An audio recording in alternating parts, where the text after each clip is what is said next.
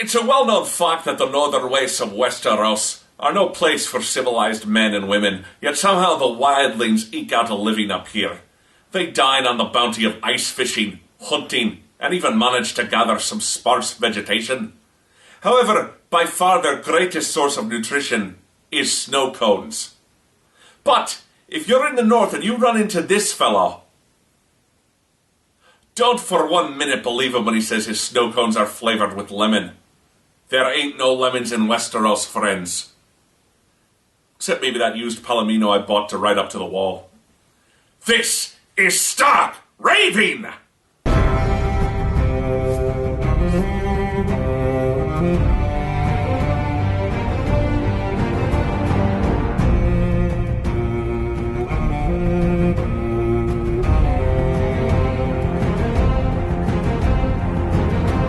Welcome back, my friends. I am Lord Stark of the Night's Watch. Living with a company of men as I do, I'm often reminded of how important women are to our lives. From the mothers who birth us to the widows who bury us. Women are just as important to Westeros as men, and just as capable of the complex emotions that drive us all. I call tonight's episode, A Man Without Honor. After the loss of her dragons, Dany is inconsolable. Ser Jorah returns from wherever it was he went to, and is rebuked when he tries to comfort her. Jorah seeks out the mysterious masked woman. She asks him if he will be loyal to Dany or betray her again. Jorah promises to remain loyal to Dany, and the woman tells him that Dany's dragons were stolen by the council member she's with right now. Unfortunately, Dany is meeting with the entire Council of 13 to demand that her dragons be returned. It's here that the Warlock reveals he took the dragons on Xaro's orders, and they pull off a coup, killing the other council members. Dany only escapes thanks to Jorah's timely return. I have to admit, I'm not sorry to see the Spice King go. All this talk of spice so close to the desert is just playing on my fear of sandworms. Oh hell, that's half the reason I joined the Night's Watch. Ain't no worms in the snow. Let's check in on Arya. At Harrenhal, Tywin is convinced Lord Lodge's murder was actually meant for him, and orders the Mountain to find the assassins and kill them. He allows Arya to dine on his food as they discuss the history of Harrenhal and dragons before he hints that he knows she's actually nobility. And what of Arya's sister, Sansa Stark? We go now to King's Landing. Sansa attempts to thank the Hound for saving her from her attackers, but he puts it off as merely enjoying death. Why are you always so hateful? You'll be glad of the hateful things I do someday when you're queen. And I'm all that stands between you and your beloved king. In a nightmare, Sansa relives her attempted rape and wakes up to find that she's just had her first period. Oh, Lord. Afraid that she'll now have to marry Joffrey, Shae tries to help her cover it up when a handmaiden walks in and sees the blood. You'll say nothing to anyone. Do you understand? Cersei lectures Sansa about her upcoming duties as queen and acknowledges how difficult Joffrey will be. She tells Sansa to only love her children and trust no one else. Later, she and Tyrion discuss Stannis' overwhelming naval power. Tyrion demands that Joffrey start acting like a king, but Cersei admits that she can't control him. She acknowledges that the Targaryens' practice of breeding brother to sister led to insanity and fears Joffrey is also crazy. She breaks down in front of her younger brother, who just can't bring himself to comfort her. No doubt with all this talk of Joffrey, he's got a pretty intense scene in this week's episode. No? Right, of course not. It was an act of pure optimism to hope that the person everyone's talking about in this episode will actually show up in this episode. Well, who do we have? Jaime Lannister! We haven't seen that bastard since the first episode of the season. Yeah, what the hell, roll it. At Robb's camp, Cersei's messenger brings her dismissal of his peace terms. Lady Talisa tells him that they need supplies to treat the wounded and captured, and as he leaves the camp to oversee the Lannisters' surrender, he takes her with him. Through a lack of space, Alton Lannister is placed in a cell with Jaime, his cousin. He recounts how he once served as Jaime's squire, and Jaime relates a similar tale. They bond over their shared moments of glory before Jaime kills the poor boy to draw in a guard, whom he also kills before escaping. Jaime is recaptured, and it's all Catelyn can do to keep him from being beheaded by the father of the guard he killed. Realizing Jaime's life is in danger from the unruly crowd, she confronts him. You are a man without honor. Hey, just like the title of this episode! What a coincidence! Being accused of having no honor, Jaime counters that he was always loyal to Cersei, and Ned was disloyal to his wife by fathering a bastard. You hated that boy, didn't you? Walking, talking reminder that the Honourable Lord Eddard Stark fucked another woman. Speaking of that bastard Catelyn hates... Searching for his fellow raiding party, Jon's prisoner, Ygritte, quickly picks up that he's a virgin and taunts him over this before offering to sleep with him. She tells him that she'd show him how to survive out here and that he could be free of obligation and duty. Jon won't desert his duties, however he is tempted. Eventually, Ygritte manages to trip him up and get away, leading Jon into a wildling's trap. Finally, we return to Winterfell, where Theon continues his new rule. Theon finds out that Hodor, Rickon, and Bran have escaped Winterfell. Along with a wildling woman.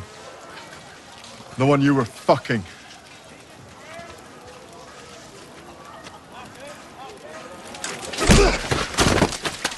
He takes Master Luwin to hunt the Starks down with dogs.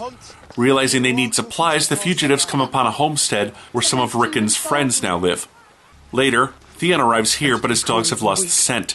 Dagmar finds walnut shells, a clue to their presence here, and they send Luwin away. Theon returns to Winterfell and displays his latest trophies, the burned corpses of the Stark boys.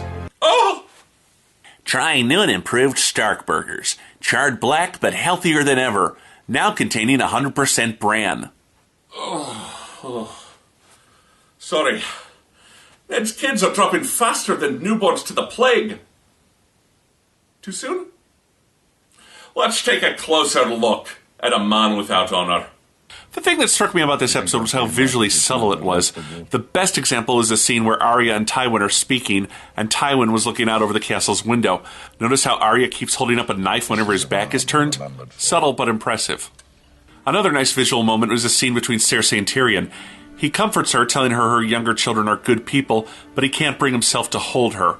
He stops short of physical comforting, never forgetting the mistrust that exists between them. On a story level, with the possible exception of Jaime Lannister, almost everyone who's appeared in this episode had their story arcs advanced. Of course, we haven't seen Jaime in some 6 episodes, so I'll say for now it was enough that he just appeared. Although the scene between him and Alton was very good, as the two men bond over the indescribable feeling of glory. That he then uses and murders Alton as he does reinforces just how dangerous Jaime is, a truly ruthless Lannister. Jon Snow's story didn't advance so much, but this was really more of a chance to get to know Ygritte's character. She's clearly not the mindless thug Jon has taken the wildlings to be, and her continued manipulation of Jon's sexuality and desires mark her as a formidable character. Arya's story, like Jaime's, didn't really advance much, though Tywin's nod that he knows more about her than she believed was a nice moment. Proof that he's a dangerous player in this game and not to be underestimated. Still, more could have been done with Arya, but given how much has happened to her in the last few episodes, a rest might have been in order. Speaking of rest, my biggest problem with Season 2 has been the very noticeable absence of certain characters. Jorah last episode, Joffrey in this episode, as well as the one immediately following his attack on the horse. This was never noticeable last season. Whether for personal or financial reasons, it's very clear this season is not giving enough time to certain characters that we would expect or need to see for the purposes of the story. It's all very well and good to discuss how evil and insane Joffrey is, but nothing drives it home like seeing that little shit in action. Sansa's story was also well delivered. The initial scene with the Hound didn't really do much except erase whatever measure of respect we'd granted him after last episode's rescue. The far more interesting scene was Sansa's initial menstruation and how far Shae goes to protect her new friend, followed by the unexpected tenderness Cersei shows Sansa, admitting to the girl that she's in a difficult position and Joffrey will not be a kind or loving husband. I didn't expect that from her, and scenes where characters act differently, but not out of character, are some of the show's most truly enjoyable moments. Karth continues to be a welcome addition to this story, with Xaro revealing his true colors and seizing rule of the city. Will Dany now become the hunted? Will she get her dragons back? Also, who is the mysterious lady in the tiled mask? This storyline continues to bring important intrigue to the show. Theon's new ruthlessness is coming off as more and more natural. Particular praise should be played to Ralph Ineson, who plays Dagmar. He never overshadows Theon when they appear, but continues to have those sly looks of a mentor proud of his student. I always find myself watching him whenever he's on the screen, even if he's not doing anything. No one's acting was particularly off this last episode, and although characters like Brienne were given small parts, no one's appearance fell out of place or wasted. Overall, I felt this was a superior episode that advanced the plot and saw the return of a crucial character. I give A Man Without Honor 4 severed heads of Sean Bean out of 5. Until next time, I am Lord Stark, and this is Stark Raving! What? Well, I just assumed we'd push it back 2 weeks. We won't. Well, because I wasn't here last week, the old gods who produce my show have asked me to make up the time by reviewing 2 episodes on this show. That's fine. I can improvise. So, I call this next story, let's see. Oh, I know! The Prince of Winterfell. Listen, you can't do this to me. I've got a contract that says that I don't... Ygritte brings Jon to the Wildling camp, where he's reunited with Corin, the other members of their scouting party now dead. Corin suggests that an inside man in Mance's camp might give the Night's Watch an edge and picks a fight in front of the Wildlings. Ah, that's the look of a woman who enjoys a little man-on-man action, if you know what I mean. And I mean a sissy slap fight that ends with one of them rolling down a snow-covered hill. Sam and the others find a buried Night's Watch cloak containing a horn and dragon glass blades. At Harrenhal, Tywin decides to march on Robb's army for a sneak attack. Arya tries to get Jaqen to kill him, but can't find him in time. She names her third target. Jaqen Hagar.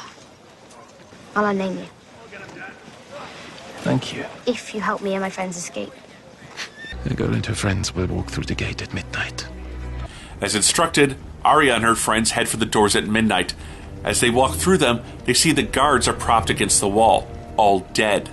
The trio simply walks out of Harrenhal. Now let's see, there's Sam with the Night's Watch, there's a little piggy kid hanging out with Arya, and you gotta figure there are a few fatties in Robb's camp. There's something about we Starks that we just attract fat followers and friends. It's us as well, though. When you have to make an escape, there's nothing like tripping a fatty to slow your enemies down as they chop him to bits. Cruel, yes, but needs must. Robb is telling Lady Talisa about his engagement to one of Lord Frey's daughters when news reaches him of Jaime Lannister's escape. Robb returns to find his mother set him free in exchange for her daughters. Robb places Catelyn under arrest. Later in his tent, Talisa tells him the story of how her brother almost drowned, but a slave saved his life. After that, she decided she would no longer live in a country that allowed slavery, and she would make something of her life. Robb blurts out he doesn't want to marry Frey's daughter, and the two begin disrobing in a mad flurry of passionate lovemaking. Oh, sure, she's hot. But by betraying Lord Frey, he's missing out on that sweet Hogwarts janitorial money. Jaime Lannister and Brienne sneak out through the woods. He regularly taunts her, hoping to be set free, but Brienne refuses to rise to the bait. Tyrion and Bronn argue as Tyrion is tense over the coming of Stannis Baratheon. Bronn feels defending the city is a fool's errand as they don't have enough men. At dinner, Cersei wants Joffrey kept off the battlefield. After Tyrion refuses, his sister begins to gloat over him, saying she's found out about his whore. However, she's found the wrong woman. It's Raz, whom he knew from his time in Winterfell. She keeps quiet, and Tyrion manages to keep Cersei from learning she made a mistake. She does, however, promise to kill Raz if anything happens to Joffrey. He runs to Shae and, seeing her safe, promises to protect her and makes her promise that she is his alone. Joffrey arrogantly promises to kill Stannis when he arrives, much to Varys and Tyrion's utter lack of confidence. As they discuss Tyrion's success as acting hand, Varys lets him know some new information. Daenerys Targaryen lives. The girl at the edge of the world is the least of our problems. She has 3 dragons. Jorah asks Dany to leave Qarth, but she won't abandon her dragons. Even though it's what their enemies want, she's decided they must go to the House of the Undying to rescue her children. And they are the only children I will ever have.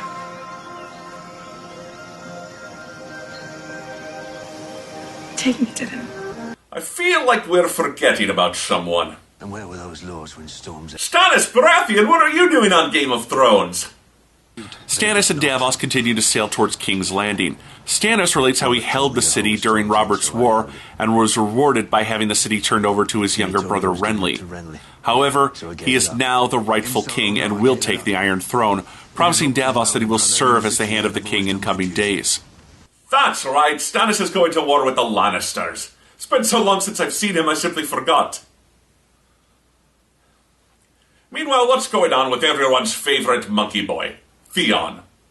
Yara arrives at Winterfell with a small contingent of soldiers. She berates Theon for killing the Starks, knowing that while they were alive, they were invaluable as hostages. I've come to bring you home. Father wants a word. Is this a joke? Winterfell is the heart of the North. Aye, it is. Hundreds of miles from the sea. However, Theon's pride won't let him abandon the city he took. Later, Luwin catches sight of Asha. He learns that Theon's men killed the boys living at the farm to pass them off as the Starks. Bran and Rickon are alive and hiding here in Winterfell. Yes! That means those corpses from before were merely orphans. Worthless orphans. Let's take a closer look at the Prince of Winterfell. The scene I liked best was the opening scene with Yara and Theon. It starts out with the usual sibling bickering, Theon's gloating over his conquest of Winterfell, and Yara doing her best to deflate him and embarrass him in front of her men. However, she softens a bit and relates the tale of the first time they bonded in order to get under his skin and make him come home from the dangerous situation he's put himself in. It's a nice break from the somewhat tired dynamic these two have been playing through this season. This episode really did belong to the ladies. While Robb Stark's never been my favorite character, he's been pretty bland this season, playing the put-upon morality character that Sean Bean handled much better in Season 1. Here, his scene with his mother, though, brings some much-needed anger to his character and plays well against her desperation to save his sisters. Also, Lady Talisa's story of her brother's drowning really drew me in and showed off Una Chaplin's acting ability nicely. You really feel her pain during this story, although their lovemaking afterwards seemed more a moment of, it's about time, rather than, whoa, didn't see that coming. However, not all the ladies hold their own. Cersei was all over the place in her one scene. She starts off concerned for her son, bitter over her daughter, then tries switching to vengeful and angry against her brother. It must be said she doesn't do gloating well. I say, pick one emotion and go for it. Trying to do four at once just isn't your strong suit.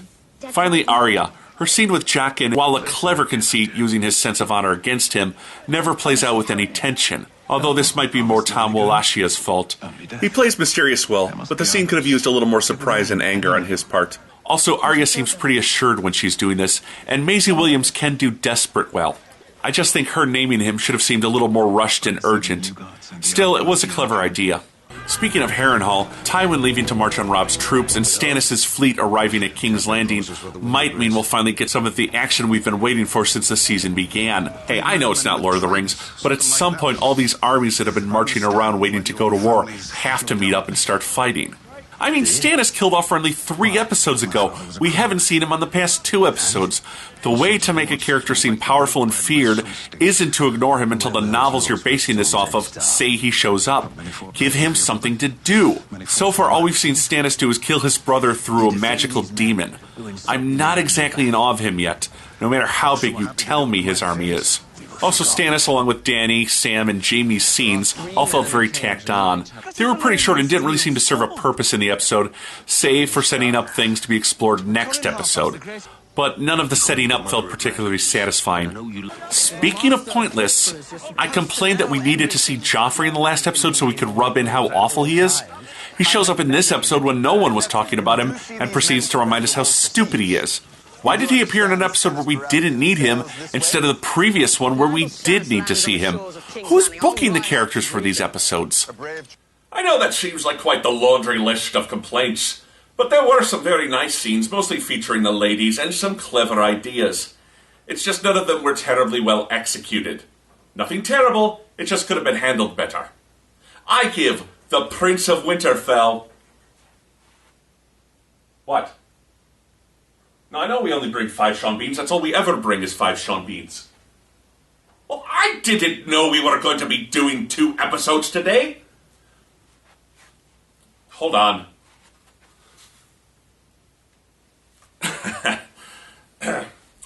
I give the Prince of Winterfell 2 severed heads of Sean Bean out of 5. As for this week's question, Hollow Wolf writes to ask, who is better at wooing during your younger days, Ned or you? Well, I don't like to brag, but the ladies were known to be particularly receptive to my wooing. I'll give you a sample. Woo! Woo! Woo! The ladies would point and whisper whenever I did that. They'd flock to see me woo them. Then they'd usually go behind the stables with Ned for a half hour or so. Loser.